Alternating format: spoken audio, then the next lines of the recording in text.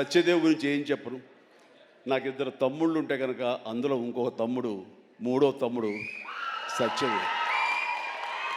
అంతటి ప్రేమని తను చూపించే ప్రేమలో ఎక్కడ కల్మషం ఉండదు. ప్రేమ అందులో నిజాయితీ ఉంటుంది, నిజమైన ఎమోషన్ ఉంటుంది.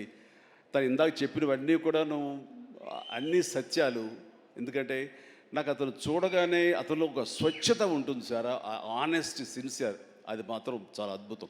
ఎక్కడ కృతకంగా ఉండదు, ఇంప్రెస్ చేయాలని మాట్లాడడు, అనుకున్నట్టుగా ఎగ్జిబిట్ చేస్తాడు, చెప్తాడు. అది చాలా మనకి మనసుకు హత్తుకుంటుంది. నేను ఫస్ట్ టైం ఈ పాండమిక్లోనే ఒక సినిమా చూసాను. సినిమా పేరు నాకు గుర్తురాట్లేదు. ఏ సినిమాది? Bluff master. తన నేచర్కి వ్యతిరేకమైన టైటిల్ అది. సో బ్లఫ్ మాస్టర్ అనే సినిమా నేను చూసినప్పుడు తర్వాత ఇంకో సినిమా కూడా చూశాను వరుసగా.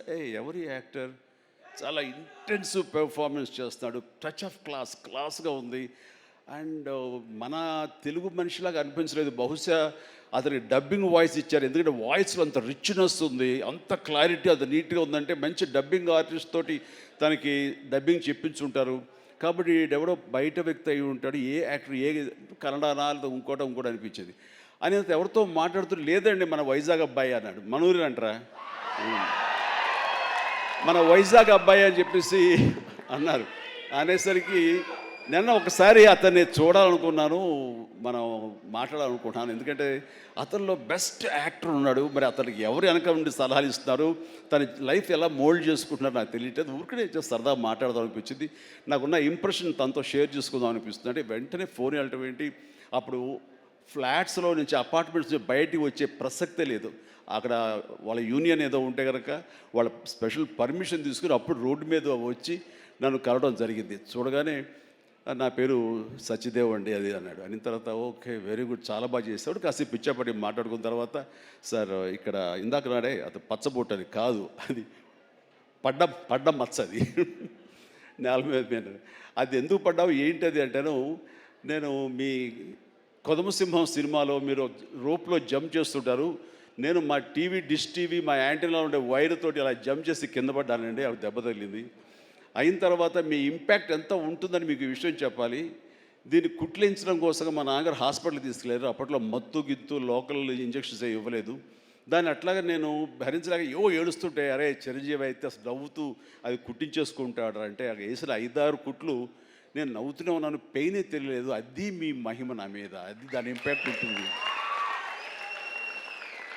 అంటే నేనైనా మైకువా లేకపోతే ఏంటి, ఎనస్థిషియా లాంటి వాడినా ఏంటి.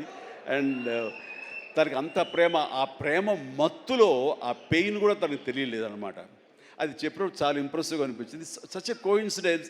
తను ఆ మాట చెప్తున్నప్పుడు దాని వెనకాల నా దగ్గర ఒకే ఒక పెద్ద వాల్ పోస్ట్, పెద్ద పెయింటింగ్ ఉంటుంది. అది కొదమసింహంలో పెయింటింగ్ అనమాట. క్యాప్ అది పెట్టుకుని, సిగార్ నోట్లో పెట్టుకుని, ఇదేనండి ఇది చూసే అన్నాడు.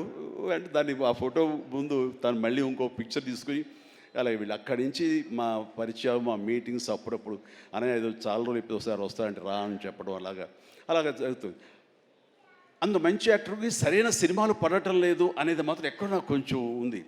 అంటే హీరోగా ప్రయత్నం చేస్తున్నాడు, హీరో అనేది కాకుండా వెరస్టైల్ యాక్టర్ అనిపించుకోవడంలో మాత్రం తన నటనకి హద్దులు ఎల్లలు లేకుండా చేసుకుంటే మరింత ఉన్నత స్థాయికి వెళ్తాడు. ఆ తర్వాత ఇతను ఏ స్థాయిలో ఉండాలి, ఏ పాత్రలో ఉండాలి, ఏ హీరోగా సెటిల్ అవ్వాలి ఏంటంటే ప్రేక్షకులు నిర్ణయిస్తారు. దాని ప్రకారం మనం ముందుకు వెళ్ళిపోవచ్చు. అంటూ గాడ్ ఫాదర్లో ఎవరో నార్త్ హీరోస్నో లేకపోతే ఇంకో హీరోస్నో బయట లాంగ్వేజ్ హీరోస్నో తీసుకొస్తే మనకింత పొటెన్షియల్ ఉన్న ఒక ఆర్టిస్ట్ ఉన్నాడు, అతన్ని ఆ క్యారెక్టర్ పెట్టుకుందాం అని అంటే కొంచెం రెసిస్టెన్స్ వచ్చింది. ఎందుకంటే మనవాళ్ళు అనగానే లోకువ. కానీ అతని పొటెన్షియాలిటీ, అతని టాలెంటు, అది ఎలాగా డెలివరీ చేస్తాడో తెలిసి నాకు ఐఎమ్ వెరీ మచ్ కాన్ఫిడెంట్ ఆ యొక్క నాకు ఎదురుగా నిలబడే ఆ పాత్రలో చాలా అత్యద్భుతంగా చేయగలడని చెప్పేసి ఆ సినిమాలో నేను చెప్పాను కాబట్టి స్ట్రాంగ్గా ఒప్పుకున్నారు. ఇందాక తను చెప్పినట్లుగా తను అంతకంతగా ఆ దాంట్లో రాణించాడు, మెప్పించాడు, ఒప్పించాడు. ద ఫెంటాస్టిక్ పెర్ఫార్మెన్స్ ఇచ్చి ఆ సినిమా అంత ఎత్తుకు వెళ్ళటానికి, ధీటుగా నాకు నిలబడి చేయడానికి తను కారణమయ్యాడు. అలాంటి సత్యదేవ్ నా నమ్మకాన్ని నిలబెట్టాడు. ఇందాక అది ఆ మాట తను అన్నప్పుడు మనస్ఫూర్తిగా దాన్ని నేను ఆహ్వానిస్తున్నాను, ఆస్వాదిస్తున్నాను. అండ్ ఇంకా తనకి ఇంకా ఎంతో మంచి బ్రైట్ ఫ్యూచర్ ఉంది. ఎందుకంటే సత్యదేవ్ లాంటి వెరస్టైల్ యాక్టర్స్ మనకి తెలుగులో కరువైపోయారు. తను పరిధిని లిమిట్ చేసుకోకపోతే ఎక్స్పాండ్ చేసుకుంటే బోల్డ్ అనే అవకాశాలు తనకు వస్తాయి నేను చూస్తాను కూడాను. అండ్ అలాంటి ఈ సినిమాలో తను ఒక మాస్ హీరోగా కామెడీ తోటి చాలా చక్కగా సెటిల్డ్ కామెడీ తోటి ఒక యాక్షన్ తోటి ఈ సినిమాలో తనకి మంచి భవిష్యత్తు మళ్ళీ ఏర్పడుతుందని నేను భావిస్తున్నాను. అండ్ నా తమ్ముడుగా సత్యదేవ్కి ఆల్ ద వెరీ బెస్ట్ చెప్తూ ఈ సినిమా తనకి అద్భుతమైన విజయం చేకూరాలి. Please god bless really. నిజంగా ఇంకా నేను మరింత ఎత్తులు చూడాలి సత్యదేవ్. చూస్తాను కూడా. అండ్ ఇక ప్రొడ్యూసర్స్గా ఇద్దరు ద్వయం, మన Dinesh and Bala and Dinesh. And అలాగే వాళ్ళని సపోర్ట్ చేస్తూ ఇక్కడ ప్రస్తుతం ఉన్నట్టు ఎస్ఎన్ రెడ్డి గారు ఉన్నారు, బిల్డర్. ఆయన కూడా సపోర్ట్గా ఉన్నారు. వీళ్ళందరూ లాభాపేక్షతో కాకుండా ఒక ప్యాషన్ తోటి వాళ్ళు రావటం.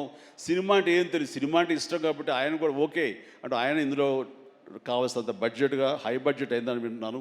బట్ దానికి పెట్టడం దాన్ని ఈ యొక్క Eshwar Karthik director, wonderful director. ఎందుకంటే ఆయన సినిమా పెంగ్విన్ అని తమిళ్లో నేను చూశాను సినిమాని పాండమిక్ టైంలోనే.